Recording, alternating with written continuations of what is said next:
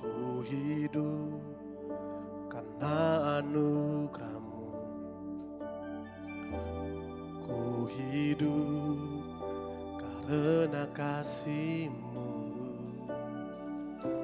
Kaulah sumber kehidupanku.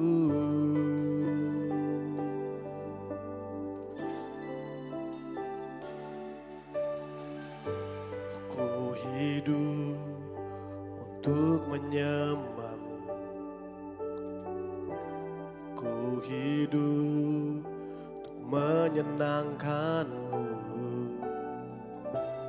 Kaulah pusat penyembahanku. Kau yang layak, Kau yang layak, Kau layak disembah di dalam roh dan kebenaran. Kau yang layak, Kau yang layak, Kau layak disembah, ditinggikan untuk selamanya. Kasih tepuk tangan yang terbaik buat Tuhan kita. Mari bersama nyatakan pujian ini. Ku hidup karena anugerah-Mu. Ku hidup karena kasih-Mu. Amin. Kaulah sumber kehidupanku. Ku hidup untuk menyembah-Mu. Ku hidup untuk menyembah. Ku hidup untuk senangkan-Mu. Kaulah pusat penyembahanku. Mari bersama nyatakan, Kau yang layak,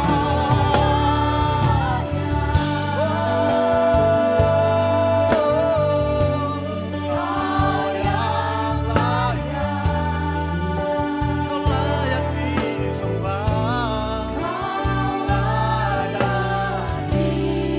disembah di dalam roh dan kebenaran.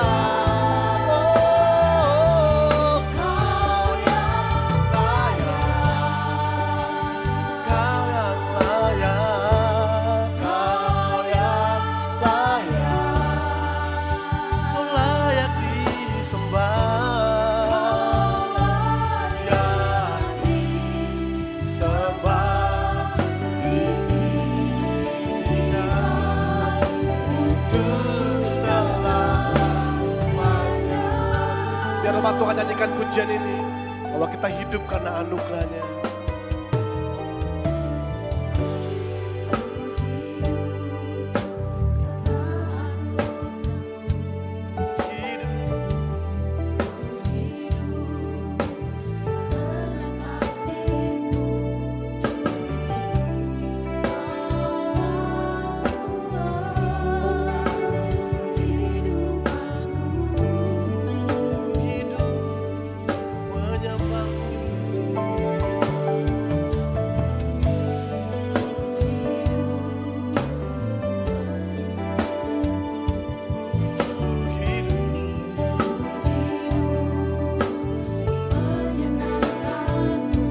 Kaulah pusat penyembahan kami, Tuhan. Yes. Penyembahanku. Mari bersama nyatakan, Kau yang layak, Kau yang layak. Oh,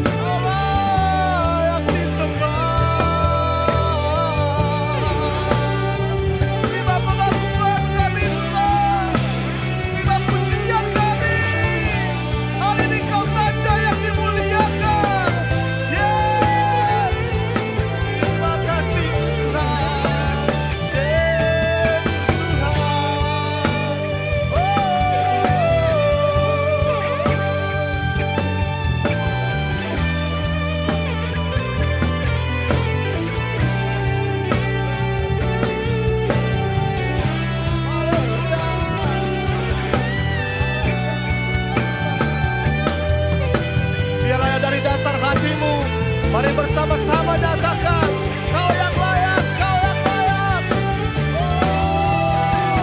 yang layak, Kau yang layak.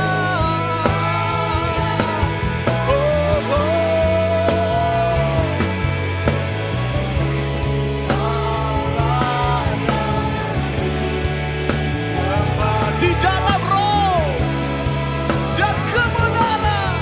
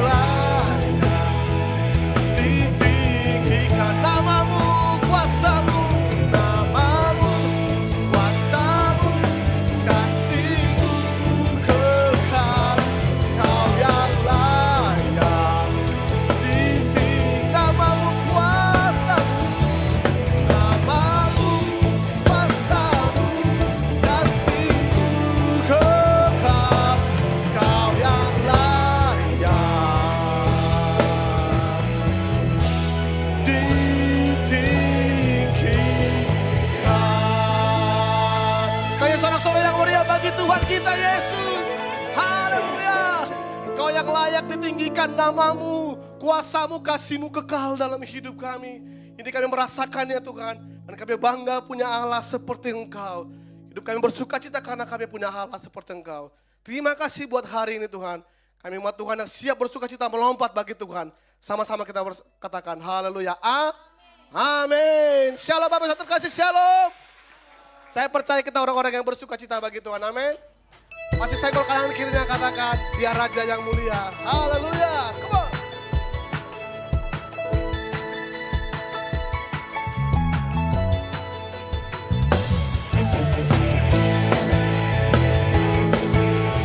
Bertepuk tangan bersama-sama.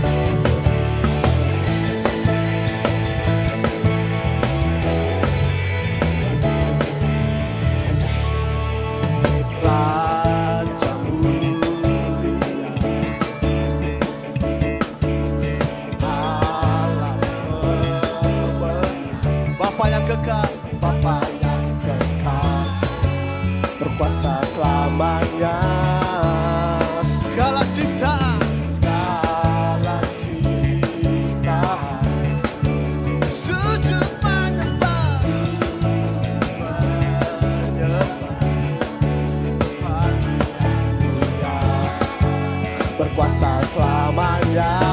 Come on, yeah. Kaulah Tuhan, kaulah Raja, surga bumi menyembah, sorak-sorai kemenangan bagi Raja mulia, kemuliaan bagi Allah yang berkuasa selamanya. Engkaulah Raja,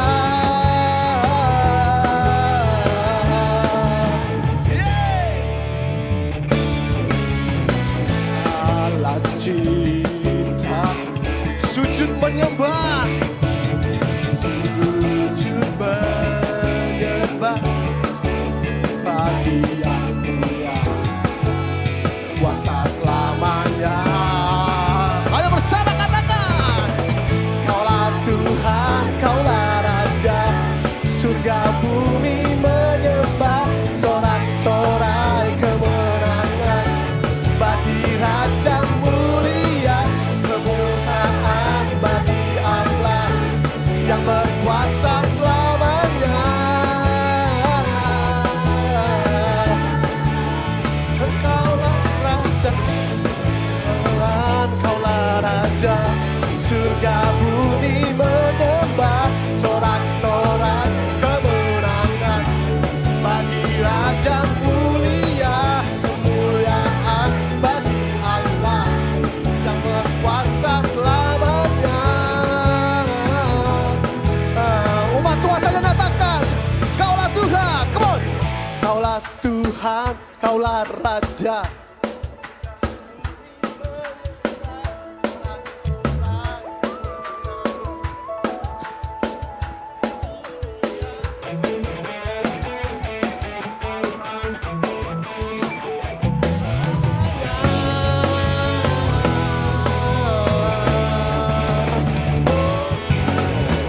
Kaulah Tuhan, kaulah Raja, surga bumi menyembah, sorak-sorai kemenangan bagi Raja mulia, kemuliaan bagi Allah yang berkuasa selamanya. Engkaulah Raja, Engkaulah Raja, Engkaulah Raja. Yesuslah Tuhan, Yesuslah Tuhan. Sekali lagi katakan, Yesuslah Raja, Yesuslah Raja. Haleluya. Saya percaya kita orang-orang yang diberikan kuasa dari Raja yang mulia. Amin. Masih mau bersukacita bagi Tuhan. Amin. Yeay.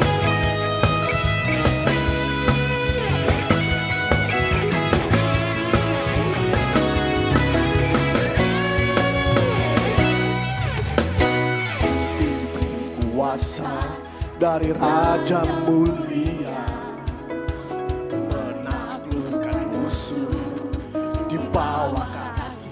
Mari pakai kuasa, ku pakai kuasa dari Raja mulia. Bila Allah ada bersamaku, siapa jadi lawanku? Semua sungguh besar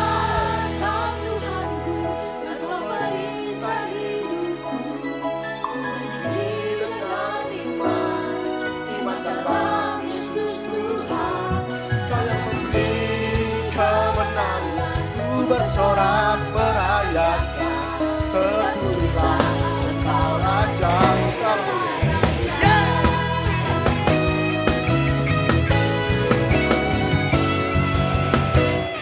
Diberi kuasa dari Raja mulia,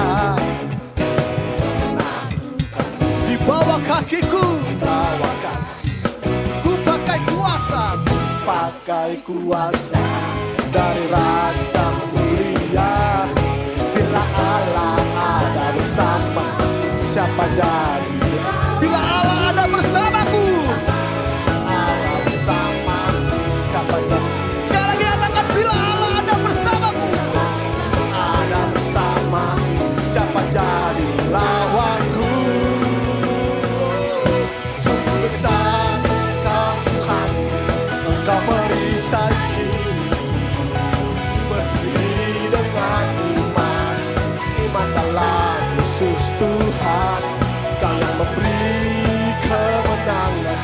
bersorak merayakan, terpujilah Engkau Raja segala. Biar musik memuji Tuhan, bertepuk tangan bersama-sama.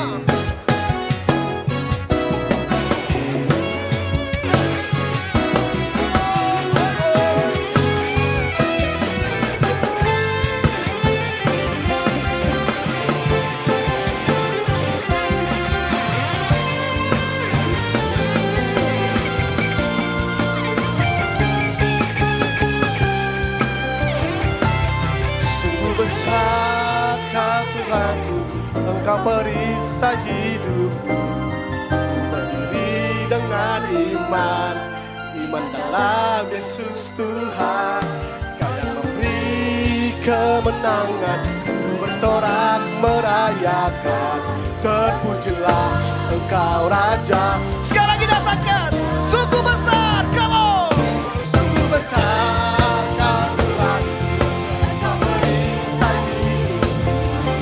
Berdiri dengan iman, iman dalam Yesus Tuhan. Kau yang memberi kemenangan, ku bersorak merayakan, terpujilah Engkau Raja segala raja. Terpujilah Tuhan, Engkau Raja segala raja. Terpujilah Engkau Raja segala raja.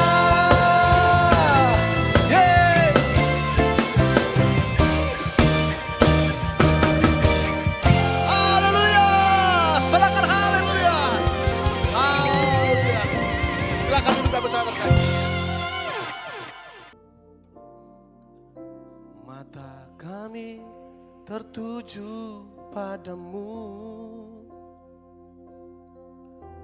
kekuatanku hanya di dalam-Mu,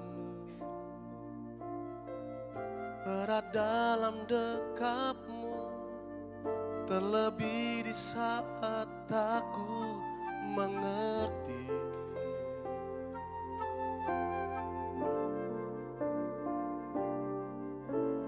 Pilih untuk tetap percaya, ku pilih untuk tetap menyembah-Mu. Kau pernah menolongku, Kau punya 1000 cara untuk angkatku.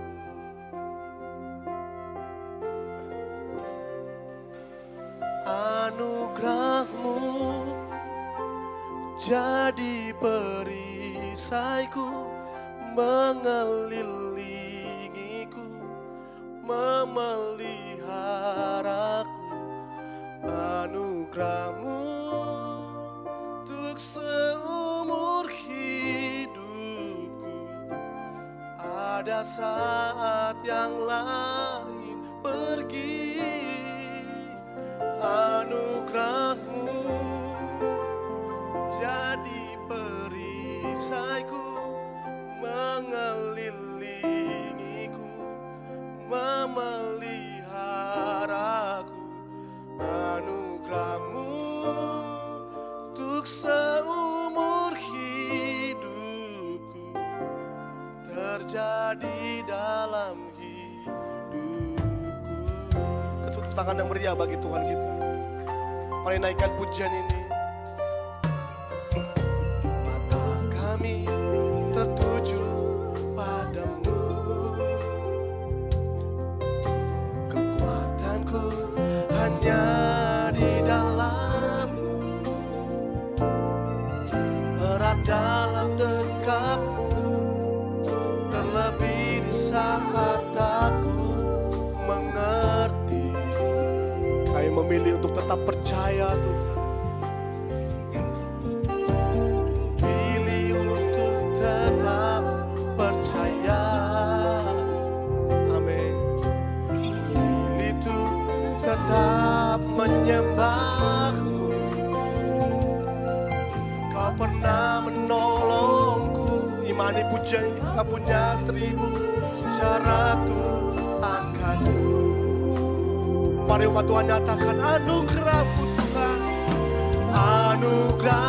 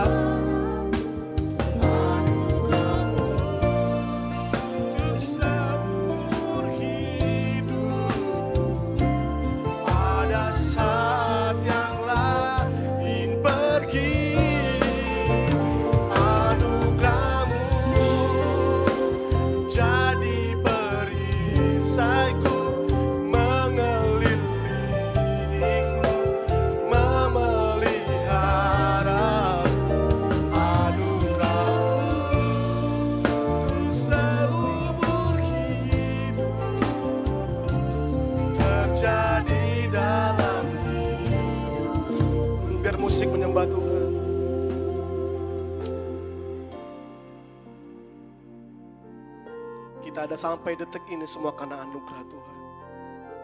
Berkali-kali kita jatuh, namun berkali-kali Tuhan tolong. Tuhan punya 1001 cara untuk menolong kita.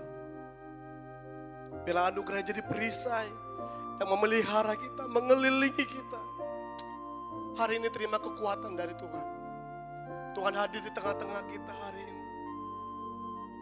Mari alami Tuhan. Tuhan, terima kasih buat anugerah-Mu yang jadi perisai, jadi kekuatan dalam kami menghadapi apapun Tuhan. Dalam lembah apapun Tuhan, tolong kami. Terima kasih Tuhan. Terima kasih, terima kasih.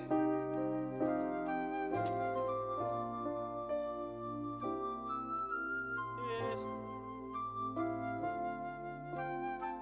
Dengan lembut nyatakan umat Tuhan, anugerah-Mu jadi perisai. Nyatakan pujian ini. Anugerah-Mu jadi perisaiku, mengelilingiku, memeliharaku. Anugerah-Mu untuk seumur hidupku. Ada saat yang lain pergi. Anugerah-Mu jadi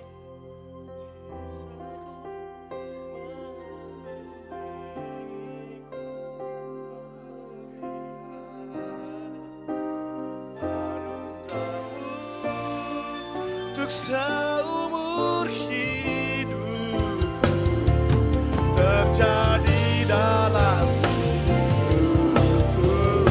Mari bersama nyatakan anugerah-Mu. Saya minta bersama tempat kita berdiri. Anugerah-Mu jadi perisaiku Tuhan, mengelilingiku. Anugerah-Mu untuk seumur hidup. Ada saat yang lain pergi. Anugerah-Mu jadi perisaiku, mengelilingiku, memelihara. Anugerah-Mu untuk seumur hidup terjadi dalam. Lebih sungguh lagi nyatakan anugerah-Mu, anugerah-Mu. Anugerah-Mu jadi perisaiku, mengelilingiku, memelihara. Anugerah-Mu untuk seumur hidup. Ada saat yang lain pergi. Anugerah-Mu jadi perisaiku, Katakan sama Tuhan. Yes, bangun penyembahan bersama Tuhan. memelihara. Anugerah-Mu Tuhan. Untuk seumur hidup terjadi dalam hidupku. Anugerah-Mu untuk seumur hidupku terjadi dalam Sekali lagi lebih lagi katakan sama Tuhan. Anugerah-Mu Anugerah-Mu Tuhan. untuk Seumur hidup kami ya Allah. Yes. terjadi dalam hidupku. Yes, beri kemuliaan buat Allah. Engkau yang menerima anugerahnya Tuhan, hari ini beri lagi kemuliaan buat Tuhan kita. Ya, kiramas syikiraralama syante. Bersyukur Tuhan, kami bersyukur Tuhan siang hari ini kami boleh menikmati anugerah-Mu. Kami boleh menikmati pujian dan penyembahan tempat ini ya Allah. Kami mempersiapkan hati kami menjadi hati yang paling subur Tuhan. Menjadi tanah yang paling subur Tuhan. Kami siap Engkau didik, kami siap Engkau ajar Tuhan. Kami siap mendengarkan firman Tuhan. Hari ini bicara Allah, bicara. Dari isi hatimu Tuhan bicara buat kami. Jamah Tuhan setiap umatmu Tuhan, jamah hambamu. Supaya setiap perkataan yang keluar benar-benar isi hati Tuhan. Urapi hambamu yang tidak ada apa-apanya, biar pengurapan, pengudusan dari Allah turun. Dan setiap kata-kata yang disampaikan benar-benar menjadi satu rema kekuatan buat hidup kami semua. Terima kasih Tuhan Yesus, kami siap menyambut firman-Mu demi nama Tuhan Yesus. Haleluya. Amin. Shalom, senang sekali saya Pendeta Rubin Andi Abraham bisa melayani Anda pada hari ini. Dan saya akan menyampaikan renungan dengan judul Mendidik Anak di Era Digital. Anak dilarang punya akun sosmed. Saudara-saudara, Amsal 22 ayat yang ke-6, di sana firman Tuhan berkata, didiklah orang muda menurut jalan yang patut baginya. Maka pada masa tuanya pun ia tidak akan menyimpang daripada jalan itu. Nah saudara sekalian, tanggal 6 Maret 2026 yang lalu, Kementerian Komunikasi dan Digital atau Komdigi Republik Indonesia mengumumkan sebuah peraturan bahwa anak di bawah usia 16 tahun di Indonesia tidak boleh memiliki akun sendiri di platform digital yang dianggap beresiko tinggi, terutama media sosial seperti YouTube, TikTok, Facebook, Instagram, Threads, X atau Twitter, Bigo Live, Roblox, dan sebagainya. Mengapa? Karena ada ancaman nyata terhadap anak-anak di ruang digital, sehingga perlu pembatasan. Ancaman itu antara lain berupa paparan konten yang berbahaya, mencakup pornografi, kekerasan, dan konten yang tidak sesuai usia. Lalu ada perundungan cyberbullying. Ada banyak kasus anak yang menjadi korban penghinaan, pelecehan online, dan tekanan sosial dari komentar dan juga like atau dislike dari orang-orang yang tidak mereka kenal di sosial media itu. Kita juga tahu bahwa melalui sosial media seringkali ada penipuan dan predator online. Dan anak kecil lebih rentan terhadap penipuan digital atau pula grooming yang dilakukan oleh orang dewasa di internet.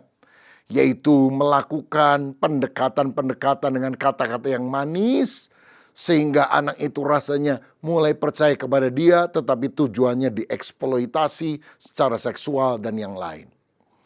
Lalu anak-anak juga akan mengalami bahaya kecanduan media sosial. Karena algoritma platform akan membuat anak yang Lalu anak-anak juga akan mengalami kecanduan media sosial. Karena algoritma dari platform bisa membuat anak terlalu lama di layar. Lalu terganggu konsentrasi belajarnya karena ingin nonton YouTube terus misalnya. Atau main di sosial media. Dan ini juga bisa menyebabkan orang mengalami gangguan kesehatan mental. Dan kita juga melihat bahwa dibutuhkan perlindungan data anak karena anak seringkali tidak sadar data pribadinya, fotonya, lokasinya bisa disalahgunakan oleh pihak lain. Nah saudara, tujuan aturan ini sebetulnya bukan untuk melarang internet sama sekali, tetapi mencegah anak punya akun sendiri sehingga penggunaan harus dalam pengawasan orang tua. Platform diwajibkan mendeteksi usia dari penggunanya. Dan ini akan menciptakan ruang digital yang lebih aman bagi anak dan membantu orang tua menghadapi resiko teknologi. Pertanyaannya, kenapa batasnya dipilih 16 tahun? Kenapa bukan 13 tahun misalnya atau 18 tahun? Batas usia 16 tahun ini ada alasan psikologi dan regulasi internasionalnya, saudara. Karena seperti Australia atau beberapa negara bagian di Amerika Serikat sudah melakukan hal ini terlebih dahulu. Jadi anak di bawah 16 tahun tidak boleh punya akun pribadi di sosial media. Nah, dalam bidang psikologi perkembangan, usia anak remaja itu biasanya dibagi dalam beberapa tahap. Usia di bawah 12 tahun masih dianggap sebagai anak. anak kecil. 12 sampai 15 tahun dianggap remaja awal. Dan 16 sampai 18 tahun dianggap sebagai remaja tengah.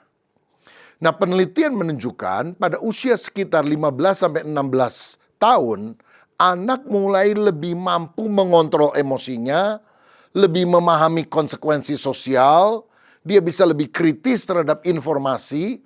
Sebaliknya, sebelum usia tersebut, anak akan jauh lebih mudah terpengaruh oleh komentar atau like or dislike. Jadi kalau ada orang komentar, kamu jelek, wow mestinya miskin lu, jelek lu. Waduh, itu akan membebani secara psikis anak-anak yang belum siap untuk menerima hujatan semacam itu. Lagi pula anak gampang mengikuti tren yang berbahaya karena mereka masih polos, bisa terperdaya. Mereka kadang begitu gampang percaya kepada orang asing yang dia tidak kenal di internet. Jadi remaja awal masih terlalu rentan sebetulnya terhadap tekanan sosial dari media yang ada. Fakta pada masa kini menunjukkan terjadi lonjakan masalah anak di internet. Ada cyberbullying, ada eksploitasi seksual anak secara online, ada kecanduan media sosial, ada penipuan atau grooming oleh orang dewasa terhadap anak.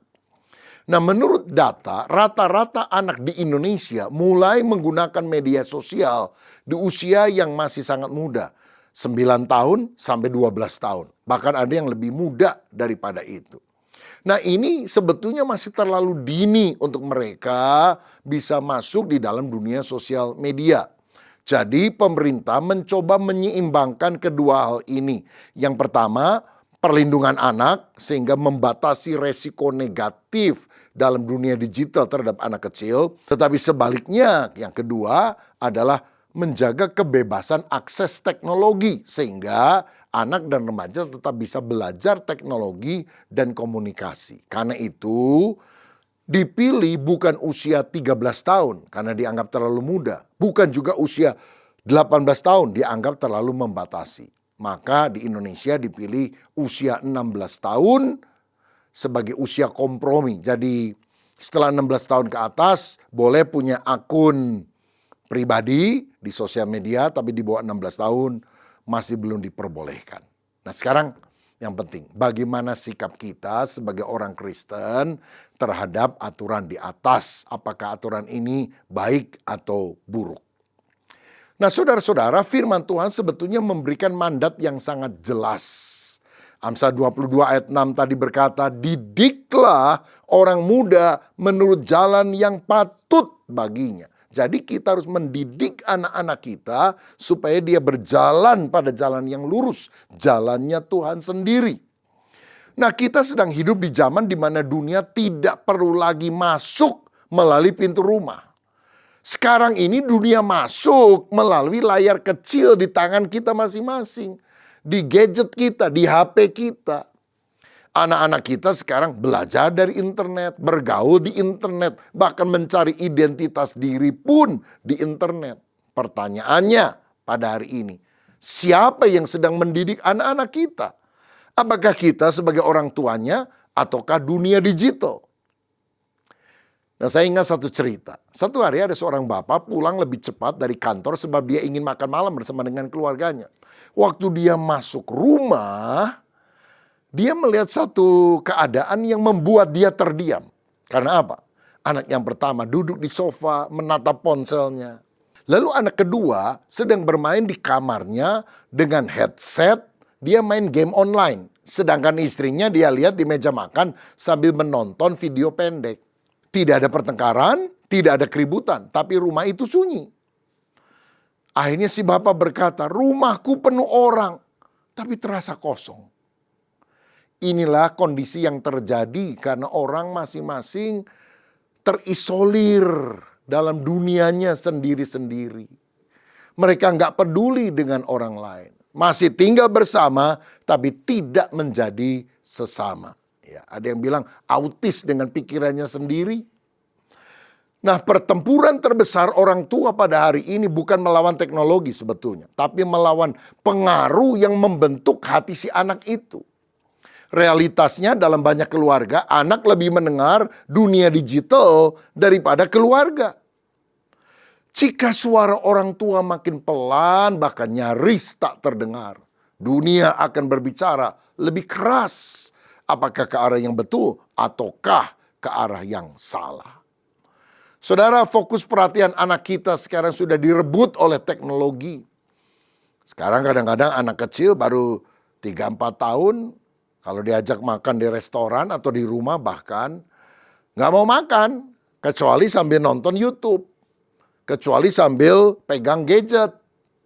Dan kalau sudah nonton, lama, bisa berjam-jam. Kalau diberhentikan, marah, ngamuk dia. Saudara, iblis tidak selalu menghancurkan anak. Kadang dia hanya cukup mengalihkan perhatian mereka.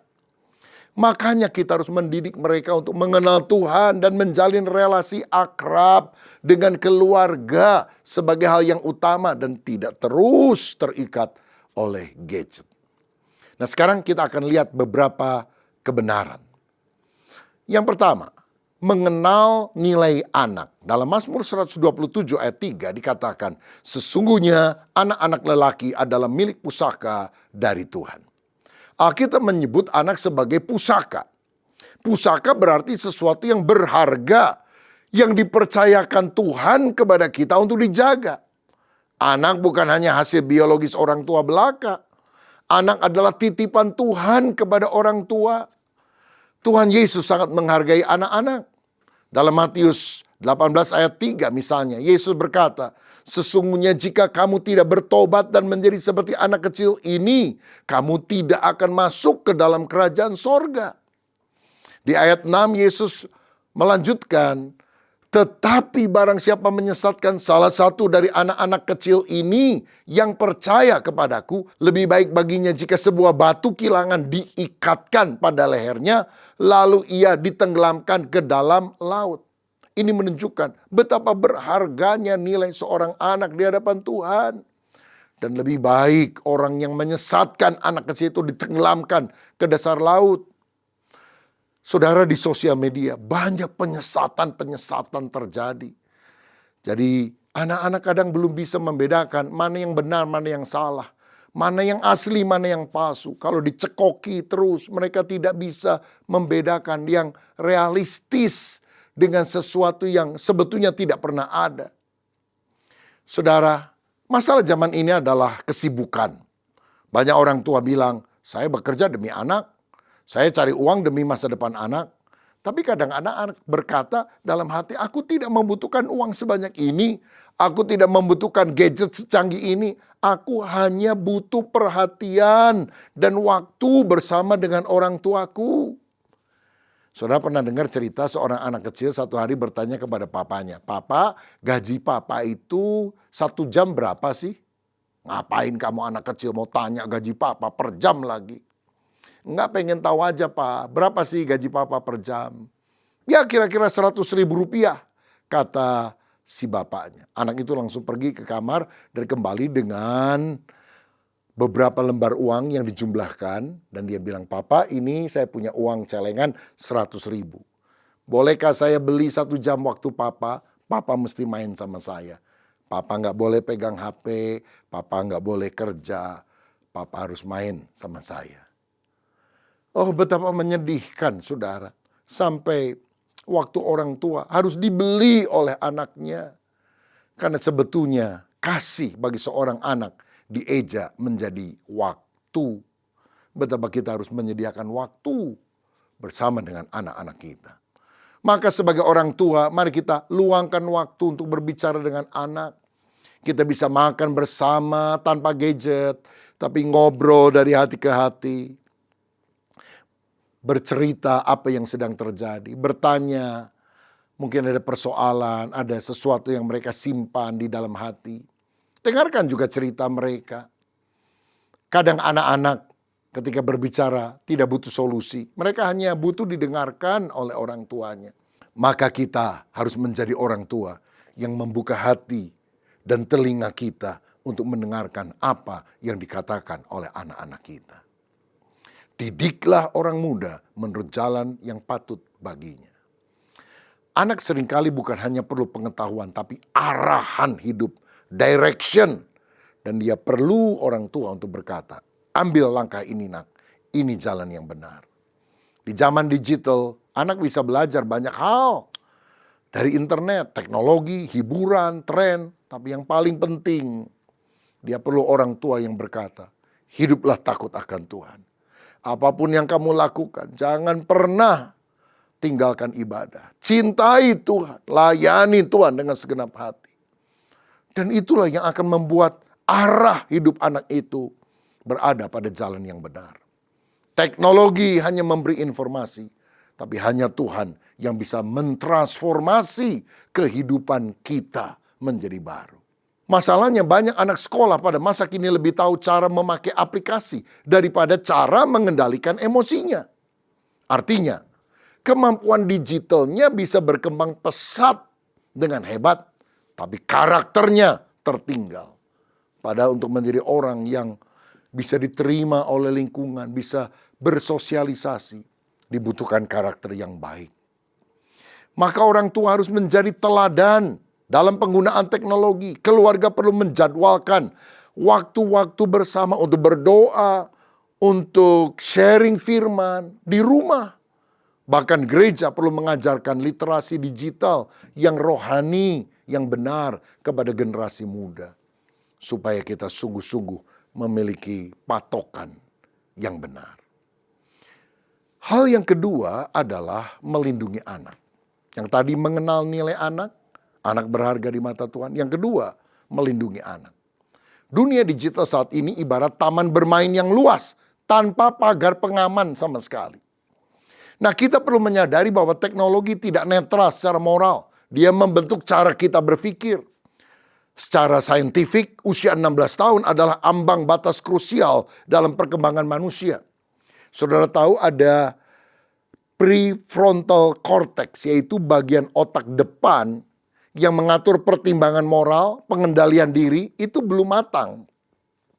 Sampai usia 16 tahun ke atas. Berarti memberi media sosial pada anak di bawah 16 tahun. Ibarat memberikan mobil Ferrari yang bisa melaju kencang sekali pada seseorang yang bahkan belum bisa menginjak rem mobil itu. Betapa berbahayanya. Remaja di bawah 16 tahun sedang membangun identitas diri. Media sosial memaksa mereka membandingkan kehidupan nyata mereka yang berantakan dengan kehidupan orang lain yang tampaknya sempurna di sosial media. Dan ini memicu depresi dan kecemasan. Oh, kalau orang pasang di sosial media, lagi kumpul keluarga, lagi jalan-jalan di Paris, jalan-jalan di Hawaii. Tetapi kenyataannya tidak seindah fotonya, saudara-saudara. Maka anak-anak seringkali merasa, aduh kenapa ya kok saya ada di rumah saja. Paling jalan-jalan ya ke toko sebelah. Ini teman saya jalan-jalan ke luar negeri. Dan itu bisa memicu depresi, kecemasan, rasa tidak berharga. Sebagai orang percaya, kita melihat pembatasan atau aturan ini bukan sebagai pengekangan, melainkan sebagai bentuk penata layanan, stewardship, pengelolaan hidup yang baik dari orang tua kepada anaknya. Ada beberapa manfaat dari pembatasan usia di bawah 16 tahun. Orang tidak boleh punya akun pribadi di sosmed.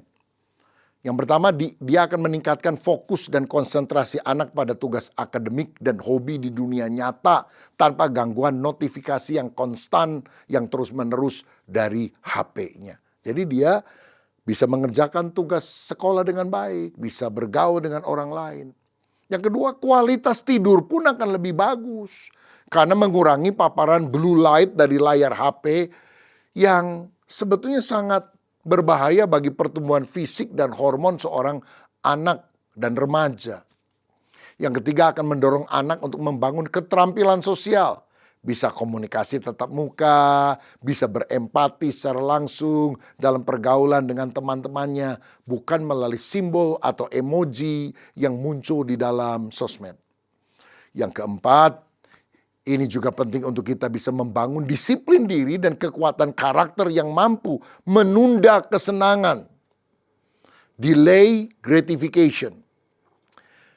Kalau kita pengen tapi enggak, tidak boleh. Atau kalau mau nonton YouTube cuma 10 menit, 15 menit. Itu menyebabkan kita bisa lebih mengekang diri. Tujuan kita bukan untuk menjauhkan anak dari teknologi selamanya, tapi memastikan mereka tidak tenggelam saat mereka mulai berenang di dalam dunia teknologi. Karena ada jaring pengaman untuk membuat mereka bisa menggunakan hal yang baik. Jadi memiliki akun seperti IG, TikTok, FB, Facebook sangat tidak disarankan bagi anak kecil. Alasan utamanya adalah karena fitur interaksi media sosial seperti like, comment, share, algoritma, profil itu bisa mempengaruhi pendapat atau sikap seorang anak. Apalagi kalau mereka mendapatkan komen-komen yang negatif. Memiliki akun berarti anak masuk dalam sistem penilaian orang lain. Setiap like yang didapat atau tidak didapat, dislike, itu mempengaruhi harga diri mereka. Tanpa akun, platform tidak bisa melacak perilaku anak secara mendalam untuk menyajikan konten yang adiktif. Memiliki akun profil berarti membuka pintu komunikasi dua arah. Apalagi ada DM, direct message, dari orang yang kita tidak kenal. Yang bisa memaki, merayu, menipu, dan anak-anak sangat rentan. Mereka sangat beresiko tinggi untuk menjadi korban. Menonton YouTube boleh, namun dengan syarat ketat. YouTube berbeda dengan media sosial murni karena dia bisa berfungsi sebagai semacam perpustakaan visual. Gunakan saja akun orang tua atau YouTube Kids. Pilih konten yang punya nilai edukasi. Boleh tentang hobi-hobi yang menarik dan baik. Atau juga menonton cerita Alkitab, khotbah. Bahkan durasinya pun harus dibatasi supaya tidak menggantikan waktu belajar atau interaksi keluarga. Amsal 4 ayat 23 berkata, jagalah hatimu dengan segala kewaspadaan karena dari situlah terpancar kehidupan. Mengapa hati perlu dijaga? Karena segala sesuatu berasal dari hati. Hari ini banyak anak membandingkan diri di media sosial sehingga mereka merasa tidak cukup cantik, tidak merasa cukup populer, tidak merasa cukup berhasil. Media sosial sering membentuk ilusi bahwa hidup orang lain selalu lebih bahagia daripada hidup dirinya. Akibatnya banyak remaja mengalami kecemasan, rendah diri, dan depresi. Saudara, ada seorang petani melihat pohon kecil yang tumbuh miring. Dia segera memasang tongkat penyangga. Seorang bertanya, kenapa repot-repot? Pohonnya kan masih kecil. Petani itu menjawab, jika menunggu pohon ini besar, tidak ada lagi yang bisa meluruskannya. Begitu juga dengan anak. Karakternya harus dibentuk dari sejak masa kecil. Membentuk karakter anak jauh lebih penting daripada mengontrol gadget mereka. Tanggung jawab orang tua adalah menjaga hati anak. Berarti dia tahu siapa teman mereka, mengetahui apa yang mereka tonton, mengetahui apa yang mereka pikirkan. Bukan mengontrol secara berlebihan, tapi untuk melindungi anak-anak dari hal yang berbahaya. Dan yang ketiga, yang terakhir, mengarahkan masa depan anak. Efesus 6 ayat 4 berkata, dan kamu bapak-bapak, janganlah bangkitkan amarah di dalam hati anak-anakmu, tetapi didiklah mereka di dalam ajaran dan nasihat Tuhan. Tujuan membesarkan anak bukan hanya supaya mereka sukses, kaya, terkenal, tapi supaya mereka hidup bagi Tuhan. Hari ini banyak orang tua berkata, yang penting anak saya pintar. Tapi Alkitab berkata, yang penting adalah anak mengenal Tuhan. Saudara lihat dalam Alkitab 2 Timotius 1 ayat 5 misalnya. Iman daripada Lois nenek dan Eunike ibu diwariskan kepada anaknya yang bernama Timotius. Timotius tidak dibesarkan dalam keluarga sempurna karena ayahnya bukan orang Yahudi, bukan orang beriman. Tapi ibunya dan neneknya setia mengajarkan firman. Akibatnya Timotius menjadi pemimpin gereja yang dipakai oleh Tuhan. Saya percaya warisan terbesar yang bisa diberikan orang tua kepada anak bukan harta tetapi iman. Tujuan pendidikan bukan hanya anak pintar tapi anak berkarakter seperti Kristus. Karakter yang perlu dibentuk antara lain disiplin, pengendalian diri, bijaksana, rajin. Media sosial sering mendorong orang untuk mencari popularitas, membandingkan diri, mengejar validasi manusia. Namun Alkitab mengajarkan identitas kita berasal dari Tuhan. Nilai seorang anak tidak ditentukan oleh jumlah follower atau pengikutnya, tapi oleh siapa yang ia ikuti. Kalau dia mengikuti teladan Kristus, maka dia berharga karena kita bernilai, karena kita sudah ditebus oleh Tuhan Yesus. Teknologi adalah alat yang luar biasa, tapi hati anak tidak boleh diserahkan kepadanya. Anak-anak tidak hanya membutuhkan wifi yang kuat, mereka membutuhkan hubungan yang kuat dengan keluarga. Orang tua yang tidak mendidik anaknya sedang membiarkan dunia mendidik anak itu ke arah kesesatan. Seorang mantan eksekutif teknologi Silicon Valley Amerika pernah berkata, kami merancang aplikasi agar orang tidak bisa berhenti memakainya. Artinya media sosial tidak netral. Dia dirancang untuk merebut perhatian terus-menerus. Jika orang tua tidak menjaga anak, algoritma akan mendidik mereka. Bagaimana cara praktis kita bisa mengajar, mendidik anak-anak kita? Orang tua bisa berdoa bersama anak. Baca Alkitab bersama dengan anak. Bawa anak-anak ke gereja. Biarkan anak-anak berteman dengan anak-anak jemaat yang lain. Orang tua harus menjadi teladan hidup Kristen yang saleh. Anak mungkin tidak selalu mendengar apa yang kita katakan, tapi mereka selalu melihat apa yang kita lakukan dalam kehidupan. Sebagai penutup, saudara, suatu hari anak-anak kita akan meninggalkan rumah, membangun keluarga sendiri, menghadapi dunia yang penuh tantangan. Pada hari itu yang akan menolong mereka bukan jumlah followers, teknologi, popularitas. Yang akan menolong mereka adalah iman yang tertanam dalam hati mereka. Dunia digital membentuk kebiasaan anak, tapi firman Tuhan membentuk masa depan mereka. Jika kita menanam firman Tuhan hari ini, suatu hari nanti ketika mereka dewasa, firman itulah yang akan menuntun langkah mereka. Dunia sedang berusaha merebut perhatian anak-anak kita. Tapi Tuhan memanggil kita untuk merebut hati mereka bagi Tuhan. Amsal 4 ayat 23. Jagalah hatimu dengan segala kewaspadaan. Karena dari situlah terpancar kehidupan. Media sosial adalah pintu masuk bagi ribuan suara dunia setiap harinya. Membatasi usia berarti membantu anak memasang filter pada hati mereka sebelum mereka cukup kuat untuk menyaring mana yang benar, yang mulia, yang adil, yang sedap didengar, yang patut dipuji. Saudara, ada tahapan pertumbuhan seorang anak. Memaksakan anak masuk ke dalam dunia dewasa digital sebelum waktunya adalah pelanggaran terhadap proses pertumbuhan alami yang Tuhan rancang. 1 Korintus 10 ayat 23 berkata, segala sesuatu halal bagiku, tapi tidak semuanya berguna. Menggunakan YouTube bukan berarti otomatis berdosa. Tapi pertanyaannya adalah, apakah itu membangun kerohanianmu pada saat ini? Di bawah usia 16 tahun, hati anak sedang lembut seperti tanah liat. Membiarkan mereka memiliki akun media sosial mandiri, ibarat membiarkan ribuan orang asing ikut membentuk tanah liat mereka. Kita ingin anak belajar bahwa waktu adalah pemberian Tuhan yang harus dipertanggungjawabkan. Bukan untuk dihabiskan dalam scrolling tanpa akhir. Membangun karakter di dunia nyata sangat penting. Agar satu hari mereka siap menggunakan media sosial dengan bijaksana pada saat waktunya tiba. Saudara, tantangan pada akhir zaman begitu besar.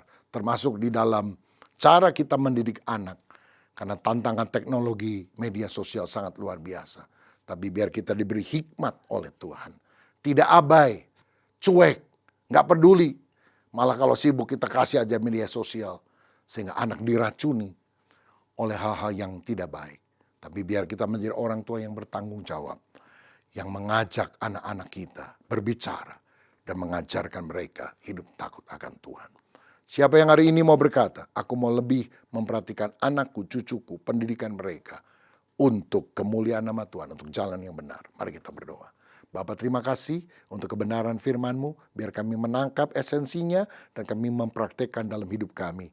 Biarlah hati dan hidup anak-anak kami serta masa depannya tidak teracuni oleh hal-hal yang kotor. Tapi mereka menjadi anak yang mengenal Tuhan dari sejak dini.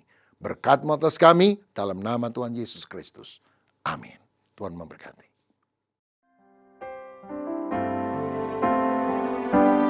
Ku yakin saat kau berfirman, ku menang saat kau bertindak. hidupku hanya ditentukan oleh perkataanmu. Amin. Ku aman karena kau menjaga, ku kuat karena kau menopang. Hidupku hanya ditentukan oleh kuasa-Mu. Amin. Bagi Tuhan tak ada yang mustahil. Bagi Tuhan tak ada yang tak mungkin. Mujizatnya disediakan bagiku, ku diangkat dan dipulihkannya. Saudara sekalian, saat ini kita akan menerima perjamuan kudus. Alkitab berkata, sebab apa yang telah kuteruskan kepadamu telah aku terima dari Tuhan, yaitu bahwa Tuhan Yesus pada malam waktu ia diserahkan mengambil roti, dan sesudah itu ia mengucap syukur atasnya. Ia memecah-mecahkannya dan berkata, inilah tubuhku yang diserahkan bagi kamu, perbuatlah ini menjadi peringatan akan aku. Mari kita siapkan roti di tangan kanan kita. Apakah saudara percaya roti yang diberkati ini ada persekutuan dengan tubuh Tuhan Yesus yang telah dipecah-pecahkan karena dosa-dosa kita? Amin. Mari kita makan dalam nama Tuhan Yesus Kristus.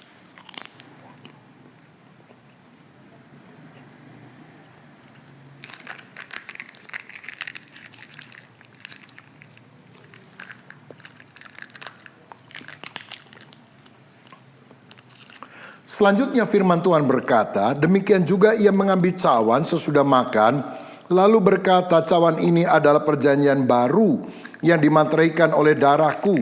Perbuatlah ini setiap kali kamu meminumnya menjadi peringatan akan aku. Sebab setiap kali kamu makan roti ini dan minum cawan ini, kamu memberitakan kematian Tuhan sampai ia datang. Apakah saudara percaya anggur yang sudah diberkati adalah persekutuan dengan darah Tuhan Yesus Kristus yang telah dicurahkan untuk menebus kita dari segala dosa? Amin. Mari kita minum dalam nama Tuhan Yesus. Terima kasih Tuhan untuk kebaikan-Mu, untuk penebusan-Mu, untuk apa yang sudah Engkau lakukan. Biar hidup kami selalu bergantung kepada kebenaran firman-Mu. Bagi Tuhan tak ada yang mustahil. Bagi Tuhan tak ada yang tak mungkin. Mujizatnya disediakan bagiku, ku diangkat dan dipulihkannya. Ku diangkat dan dipulihkannya. Ku diangkat dan dipulihkannya. Bapa, terima kasih untuk firman-Mu, juga terima kasih untuk perjamuan kudus. Di dalam nama Yesus, amin. Mari kita tundukkan kepala, kita berdoa bersama. Bapa yang baik, kami mengucap syukur sekali lagi ya Tuhan untuk berkat dan kemurahan Tuhan sepanjang hari dalam hidup kami.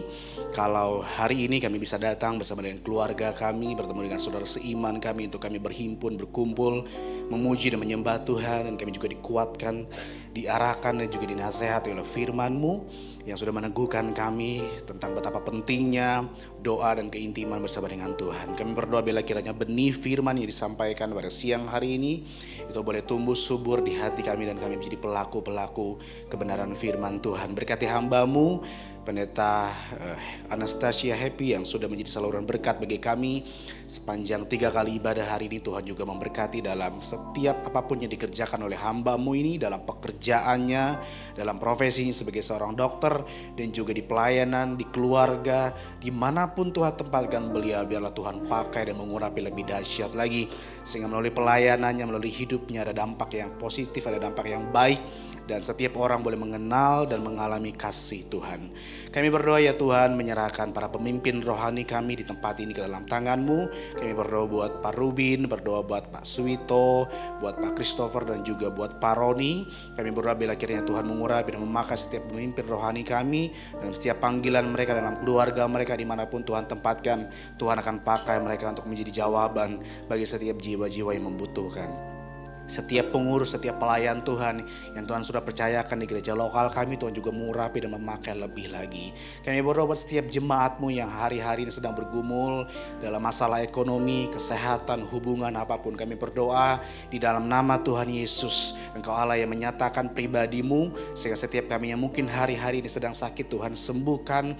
Hari-hari ini kami yang sedang dalam persimpangan jalan, Tuhan berikan jalan keluar. Kami yang mungkin hari ini sedang lemah, Tuhan berikan kekuatan yang baru. Dan ajar setiap umat-Mu untuk melekat hidup dekat kepada Tuhan di tengah-tengah kehidupan yang mungkin semakin tidak mudah ya Tuhan. Berdoa buat bangsa Indonesia. Kami melepaskan berkat bagi para pemimpin kami. Berdoa buat presiden, wakil presiden, buat setiap jajaran-jajaran sampai yang paling rendah. Tuhan berikan roh yang takut akan Tuhan, hikmat kebijaksanaan, sehingga setiap keputusan yang diambil itu membawa dampak yang baik untuk bangsa dan negara kami.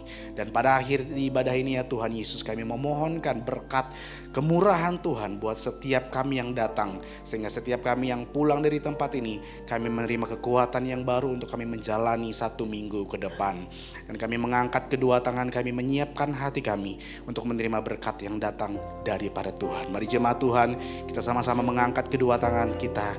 Mari terimalah berkat yang berasal dari Bapa kita yang baik, cinta dan kasih sayang daripada Tuhan Yesus yang sudah menebus dan menolong kita, serta persekutuan yang manis bersama dengan kuat kuasa Roh Kudus yang memeteraikan kita untuk menjadi anak-anak Allah. Terimalah berkat mulai dari hari ini sampai nanti Tuhan Yesus datang kedua kali. Setiap kita yang sudah diberkati oleh Tuhan dengan iman, sama-sama kita katakan amin. Segala pujian dan syukur hanya bagimu Yesus. Telah dapatkan ku balas kasih-Mu. Segala hormat, segala hormat kemuliaan hanya layak bagimu. Ku sembah Yesus seumur hidup. Ku sembah Yesus. Ku sembah Yesus seumur hidup. Ku sembah Kau Yesus. Ku sembah Yesus seumur hidup. Puji nama Tuhan, ibadah kita telah selesai. Selamat hari Minggu, happy Sunday. Tuhan Yesus memberkati.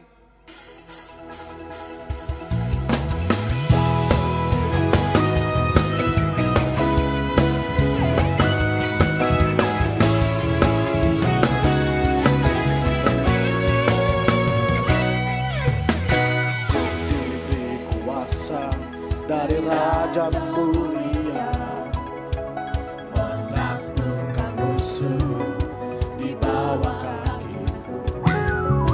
Ku pakai kuasa dari Raja Mulia, bila Allah ada bersamaku, siapa jadi lawanku?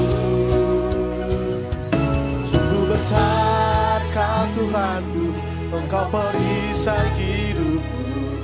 Ku diri dengan iman dalam Yesus Tuhan.